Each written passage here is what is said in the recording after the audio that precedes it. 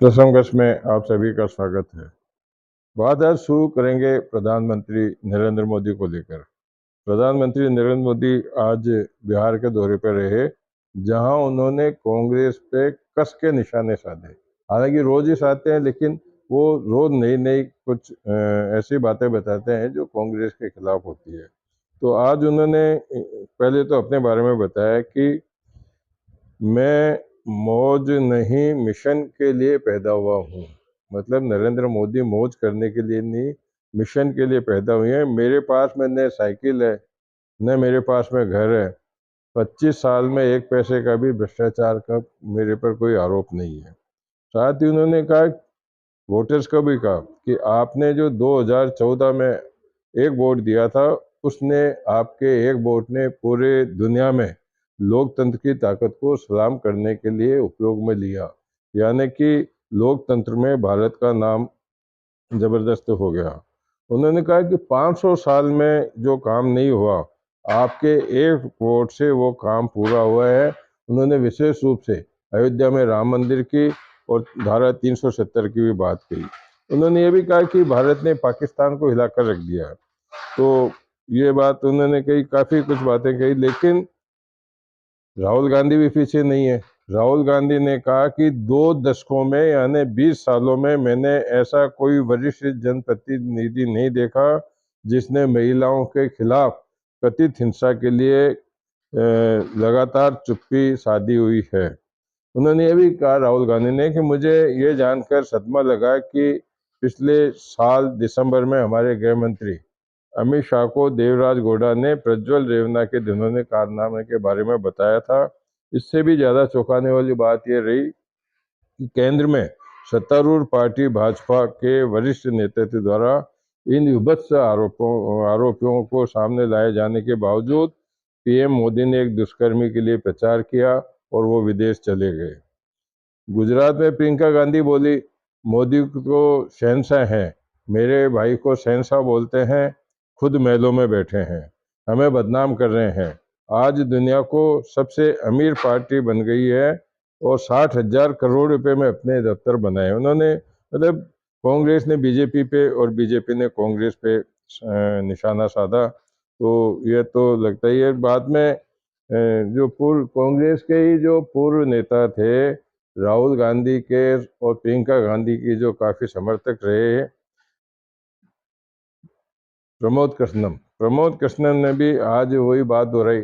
उन्होंने कहा कि राहुल गांधी से चुनाव लड़े, रावलपिंडी से राहुल गांधी को चुनाव लड़ना चाहिए। 4 जून के बाद में कांग्रेस 2 दौड़ों में टूट जाएगी। और अब एक नई बात और चल रही है। आज तक के इतिहास में मैं समझता हूँ, जहाँ तक मेरी जानकारी है, कि आज तक के इतिहास में आज तक, हालांकि लोकसभा चुनाव में प्रत्याशियों के, राष्ट्रीय पार्टी के प्रत्याशियों के भी नामांकन तो निरस्त हो सकते हैं, लेकिन कांग्रेस के जो राष्ट्रीय पार्टी है, भाजपा, एनडीए पार्टी, राष्ट्रीय पार्टियां हैं, इन्होंने ही अपने प्रतिनिधि उतारे। लेकिन ऐसा कभी नहीं हुआ कि कोई राष्ट्रीय पार्टी का प्रत्याशी नामांकन वापस ले ले अपनी मर्जी से। पार्टी उसको प्रत्याशी घोषित कर दे, लेकिन वो नाम वापस ले ले। तो ऐसा हुआ सूरत में आप देख चुके हैं, इंदौर में आप देख चुके हैं। और आज कांग्रेस को उस समय बड़ा झटका लगा जब पुरी में, उड़ीसा की पुरी में सुचारिता मोहंती ने चुनाव लड़ने से इनकार कर दिया। वे बोली कि पार्टी से फंड नहीं मिला। बीजेपी के संबित पात्रा के खिलाफ वो चुनाव लड़ रही थी। संबित पात्रा को सब जानते हैं, वो बड़े प्रवक्ता हैं भाजपा के। तो ये बात हो गई। अब बात कर लेते हैं जो कर्नाटक में प्रज्वल को लेकर के जो दूसरी चीजें चल रही है, उन पर सेक्स स्कैंडल के आरोप लग रहे हैं। रेवन्ना और बेटे प्रज्वल को 2 साल लुकआउट नोटिस जारी कर दिया है। जवाब देने के लिए 8 साल तक का टाइम दिया था, लेकिन जब जवाब नहीं आया तो वहाँ जो जांच करने वाली टीम वहाँ पहुँच गई। तो ये बात हो गई। बात कर लेते हैं कर्नाटक में स्कैंडल के बाद में राजनीति गरमाई हुई है। मामले की जांच के लिए राज्य सरकार द्वारा जो एसआईटी गठित की गई थी, एसआईटी ने मुख्यमंत्री सिद्धरामैया को ये बताया इस मामले में प्रज्वल रेवन्ना के खिलाफ ब्लू कॉर्नर नोटिस जारी किया जा सकता है। यह ब्लू कॉर्नर नोटिस किसी अपराध के संबंध में व्यक्ति की पहचान, स्थान या गतिविधियों के बारे में बताया जाता है। लेकिन अब इसमें भी बड़ी बात हुई कि जेडीएस के नेता एचडी रेवन्ना को स्पेशल इन्वेस्टिगेशन टीम ने बेंगलुरु में एक दिन की हिरासत में ले लिया। उनके पिता हैं एचडी रेवन्ना, यौन पीड़ित के आरोपी पूर्व सांसद प्रज्वल रेवन्ना के पिता हैं। ये सारी बातें हैं तो उसको लेकर के भी चल रहा है। आज शाम को एक दुखद घटना हुई है कि कश्मीर के पुंछ जिले में शाम को आतंकवादियों ने एक सुरक्षा वाहन पर, जो वाहन था सुरक्षा, उस पर गोलीबारी की।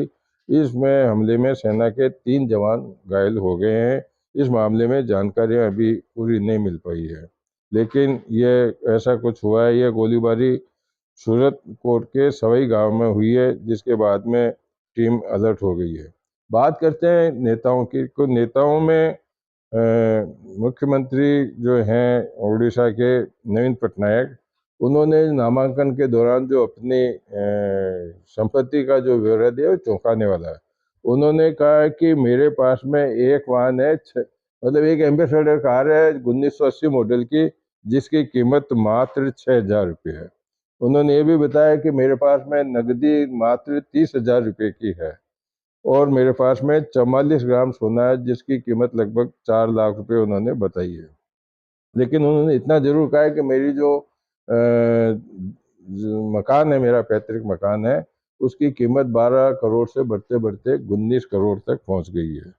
तो ये बात होगी। अब बात करते हैं कि रेलवे चाहे कितना भी कुछ कर ले, लेकिन टिकट चोर है, वो अपनी आदतों से बाज नहीं आते। तो जोधपुर रेलवे मंडल में 23,000 यात्रियों को बिना टिकट पकड़ करके उनसे 1 करोड़ रुपए की राशि वसूल की है। तो अब आप समझ लो कि किस प्रकार से रेलवे को नुकसान पहुंचाने के लिए इस तरह की बात कर सकती है। बात करते हैं हरियाणा की। हरियाणा का फिंगर डेडी केस सबको पता है, जिसमें सीबीआई कोर्ट ने जो सीबीआई कोर्ट में जो मामला चल रहा था, उसमें 4 लोगों को फांसी की सजाएं सुनाई गई है। यह मामला 7 साल तक चला था। इसमें 6 लोग बरी भी हो चुके थे।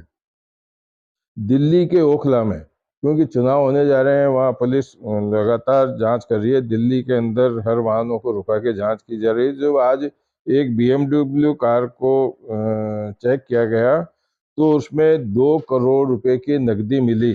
जो कार में सवार थे BMW में, वो कोई जवाब नहीं दे पाए, तो उनको पुलिस ने हिरासत में ले लिया और कार को भी उन्होंने जब्त कर लिया। बात कर ले राजस्थान के अंदर मशहूर है जेके ज्वेलर्स और जोशी समूह। इनके खिलाफ आयकर विभाग की पिछले 7 दिनों से कार्रवाई चल रही है, जिसमें आज जो चौंकाने वाला आंकड़ा आया है, उसके अंदर 709 करोड़ रुपए की अघोषित लेन देन का उसमें खुलासा हुआ है। तो कुल मिलाकर के आज की यही प्रमुख चर्चाएं हैं। इसको लेकर के मैंने जो कुछ भी था आपके सामने बताया है। मैंने कल भी कहा था कि मैं पिछले 1 पखवाड़े से लगातार बिहार, उत्तर प्रदेश, हरियाणा और दिल्ली के दौरे पर हूँ। संसाधनों की कमी है, लेकिन जैसे तैसे मैं आपके बीच में हूँ। कल फिर नई चर्चाओं के साथ मैं आपके सामने उपस्थित होऊंगा। तब तक के लिए नमस्कार।